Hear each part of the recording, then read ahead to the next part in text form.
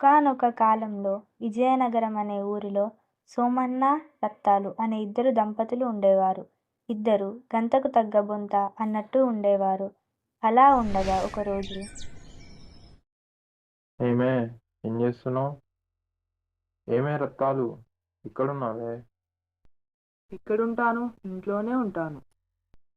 ఇలాంటి ముదురు మాటలకేం తక్కువ లేదు. లేకపోతే పొద్దు పొద్దున్నే చెవి కోసిన మేకల అరుపులేంటి? బారెడు పొద్దెక్కింది, ఇప్పుడే పొద్దున అంటావేంటి? నాకిది పొద్దున్నే కానీ విషయమేంటో చెప్పు. కడుపులో ఎలుకలు పరిగెడుతున్నాయి. వేడి వేడిగా ఏదైనా పలహారాలు ప్రసాదాలు ఉంటే పెడతావని. పెడతా పెడతా. అది ఇది ఎందుకు? ఏకంగా ఎలుకల మందే కలిపి పెడతాను. ఏంటి, ఎలుకల మందు కలిపి పెడతావా? కడుపులో ఎలుకలు పరిగెడుతున్నాయి అన్నావు కదా. ఏంటి, నాతోనే పరాచకాలా? మరి లేకపోతే ఏంటి? పొద్దున్నే లేవటం, ఊరంతా తిరగటం, ముచ్చట్లు పెట్టడం, ఇప్పుడు వచ్చి నా మీద కేకలు వేయటం. ఏమిటి నీ గోల?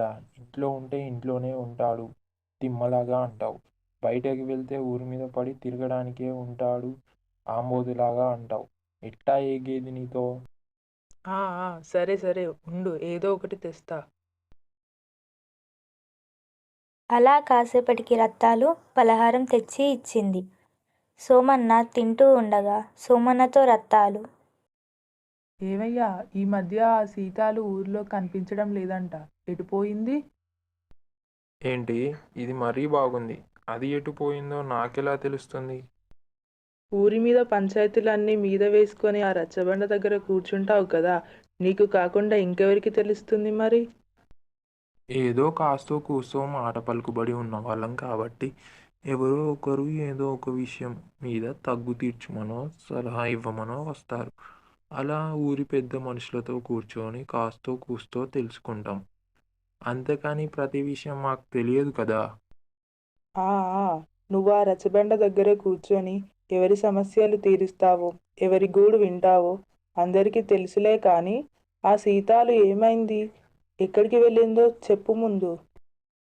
ఇదెక్కడి పోలే బాబు, ఆ సీతాలేమైన నా పెళ్ళామా నాకు చెప్పిపోవడానికి? ఇంట్లో ఉన్న పిల్లాన్ని చూసుకునే దిక్కులేదు కానీ ఊళ్ళో ఉన్న ఆడవాళ్ళందరూ కావాలి నీకు. మరి లేకపోతే ఏమిటి నీ గోల? అసలు ఆ సీతాలు గురించి ఎందుకు నీకు? సోమన్న అని ఒకడు ఉన్నాడులే. ఇంట్లో పెళ్ళానికి తెలియకుండా తీసుకెళ్ళి అప్పు ఇచ్చాడంటలే. ఆ అప్పు ఎప్పుడు తీరుస్తుంది, ఆ డబ్బుకి వడ్డీ ఎప్పుడు కడుతుందన్నది తెలుసుకుందామని. అమ్మని, ఈ విషయం దీనికెలా తెలిసింది? నేను తనకు తెలియకుండా ఇచ్చిన కూడా ఇలా తెలిసిపోయింది. ఏంటి నోట మాట పడిపోయింది? నాకెలా తెలిసిందనా, లేదా దీనికి ఎవరు చెప్పారనా? అదా, ఏదో దాని కూతురు కష్టాల్లో ఉందని ఊరు వెళ్తా అంటే ఇచ్చాను. మరి ఇందాక అడిగితే ఎక్కడికి వెళ్ళిందో తెలీదన్నావు. ఏదో పరధ్యానంలో ఉండి మర్చిపోయాను లేవే, దానికేముంది? నేనేదో అడిగినప్పుడే నువ్వు పరధ్యానంలోకి వెళ్ళిపోతావు మరి. ఎక్కలేని సాకులు చెప్తావు, ఎక్కలేని అబద్ధాలు ఆడతావు. అబ్బా, ఇప్పుడు ఏమిటే, ఏదో కష్టాల్లో ఉందని కాస్త సాయం చేశా, దానికే దర్దతమా? అదే, ఆ అప్పు ఎప్పుడు తీరుస్తుంది, ఎలా తీరుస్తుంది, అది చెప్పండి ముందు. ఏదో ఒకలా తీరుస్తుందిలే. ఆమెకు ఇచ్చిన అప్పు ఆమె తీర్చదా ఏంటి? ఇంట్లో పిల్లానికి వత్తస్తు పలకడానికి ఏ రోజు నోరు రాదు కానీ ఊర్లో ఉన్న ఆడవాళ్ళందరినీ వెనకేసుకు రావడానికి మాత్రం నోరు ఉంటుంది. నేనేం వెనకేసుకు రావట్లేదు. ఏదో నాకు తోచిన సహాయం నేను చేశాను. ఆమె ఎలా అప్పు తీరుస్తుంది, ఎప్పుడు తీరుస్తుంది, అసలు తిరిగి ఇవ్వగలదా లేదా అని ఆలోచించి నేను ఇవ్వలేదు. మరేమనుకొని ఇచ్చావేంటి? ఏదో ఒకటి అనుకొని ఇచ్చానులే. ఇప్పుడే చెప్పాలా అన్నీ నీకు?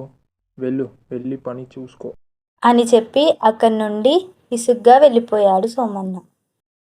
వామ్మో వామ్మో, చూడు ఈ మనిషికి ఎంత పొగరో. ఇంట్లో ఉన్న సొంత పిల్లానికి చెప్పడానికి కూడా లేనంత విషయాలు ఏముంటాయో. అడుగుతుంటే చెప్పకుండా ఎలా వెళ్ళిపోతున్నాడో. ఊరంతా తిరిగి మళ్ళీ ఇంటికే వస్తాడు కదా, రాని చెప్తాను. అలా అని రత్తాలు ఇంట్లోకి వెళ్ళి, ఈరోజు ఈయన సంగతి చూడాల్సిందే, విషయం ఏంటో రాబట్టాల్సిందే. అనుకుంటూ ఉండగా అప్పుడే పని మనిషి లచ్చక్క వచ్చింది. అమ్మా అమ్మా, ఏం చేస్తున్నారమ్మా? ఏంటి లచ్చక్క? ఏమిటో ఆ గావు కేకలు? ఏదో మిన్ను విరిగి మీద పడినట్టు. అమ్మా, ఇది విన్నారా? ఆ సీతాలికి అయ్యగారు పెద్ద డబ్బు కట్ట ఇచ్చారంట. ఊరంతా ఇదే మాట్లాడుకుంటున్నారు. ఈ విషయం మీ చెవిన పడిందో లేదో అని ఆగమేఘాల మీద లగొట్టుకు వచ్చాను. ఓ సదా, నేను ఇంకా ఏమో అనుకున్నాను. ఆ విషయం నా చెవిన పడటం, నేను ఆయన్ని దులిపేయడం అన్నీ అయిపోయాయి. అవునా? అయితే అయ్యగారు ఏమన్నారు? ఏమంటాడు?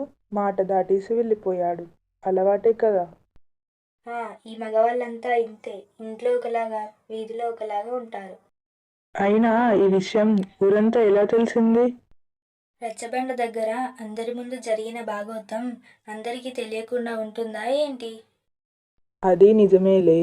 ఎలాగైనా అసలు ఆ సీతాలు అడగగానే డబ్బులు ఎందుకు ఇచ్చాడు అన్నది తెలుసుకోవాలి లచ్చక్క. ఊర్లో జనాలు రకరకాలుగా అనుకుంటున్నారమ్మా. ఊళ్ళో వాళ్ళకి ఏముందిలే, ఎవరికి తోచింది వాళ్ళు అల్లుకుంటారు కదా. కానీ దాని వెనుకనున్న అసలు కథ ఏమిటో తెలుసుకోవాలి మనం. వాళ్ళని వీళ్ళని ఎందుకమ్మా? ఆ సీతానే అడిగితే తెలిసిపోతుంది కదా. సరిపోయింది. నీ తెలివి తెల్లారినట్టే ఉంది.